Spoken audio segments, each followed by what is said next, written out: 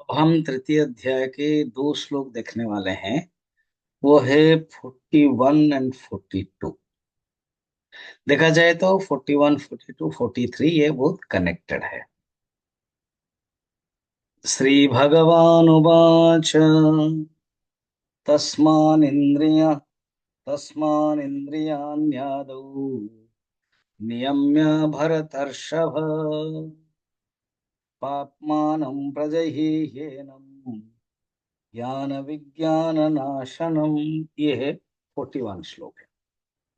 41 श्लोक में भगवान ये कहते हैं देर फोर तस्मात।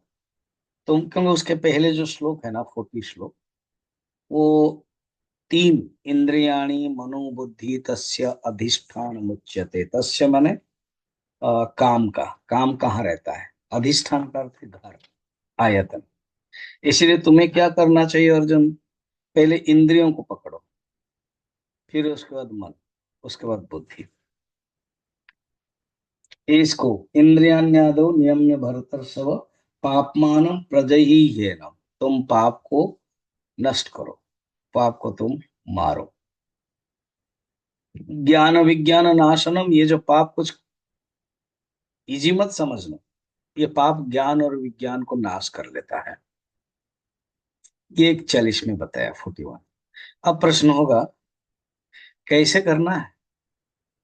वो अभी 42 एंड 43 में बताया। तो ये साधना है। क्या कह रहे हैं? इंद्रियाणि परन्याहुः इंद्रियेभ्यः परं मनः मनसस्तु परा बुद्धिः यो बुद्धे परतस्तु सः एवं बुद्धे परं बुद्ध्वा संस्तभ्यात्मानमात्मना जहि शत्रुं महाबाहो कामरूपं दुराशदम्।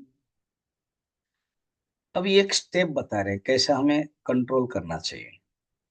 कैसे? ये कंटेम्पलेटिव कंट्रोल। इंद्रियाणि पराणि आहुः। देखो हमारे जो फीचर्स है ना, जो हम एक्शन, फील्ड ऑफ एक्शन में, फर्स्ट है कि विषय है। ये एक फीचर है। विषय में ना ऑब्जेक्ट। सेकंड है इंद्रिय, सेंस ऑर्गन्स। तो sense organs are superior than objects.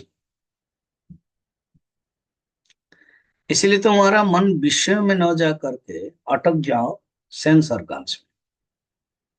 विषय में जब जाते हैं तो स्थूल हो जाता है, फंस जाता है मनुष्य।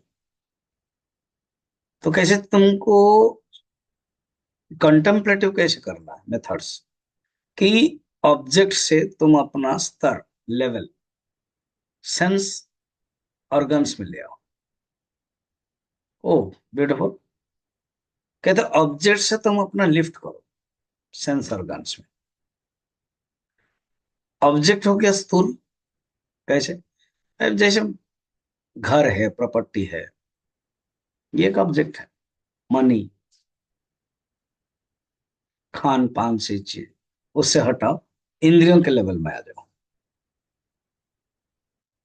फिर इंद्रियों से श्रेष्ठ कौन है? मन है।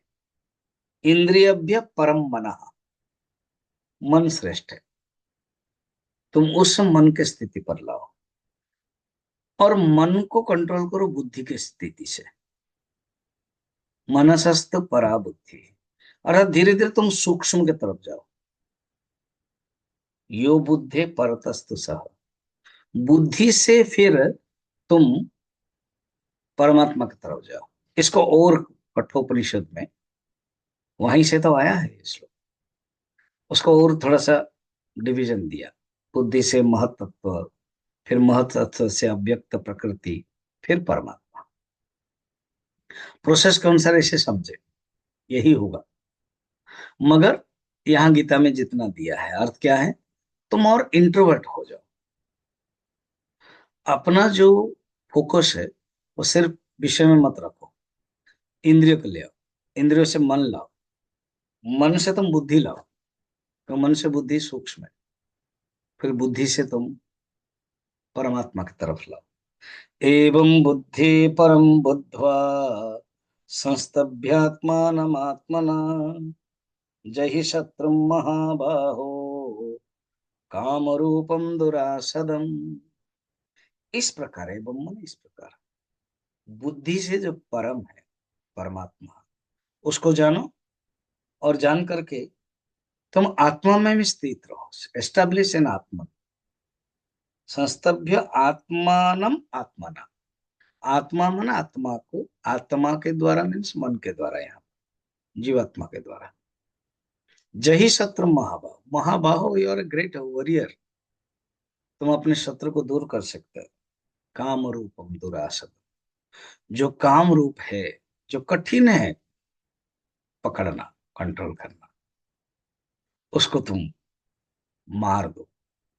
अर्थात कामना को चांस मत दो। देखो हनुमान जी जब चलते हैं ना समुद्र में, तब एक मैनाक पर्वत, तो उसको तो कहते हैं मोहे कहाँ विश्राम, परसा कर पुनि कीन प्रणाम, राम काज कीने बिनु मोहे कहाँ विश्राम।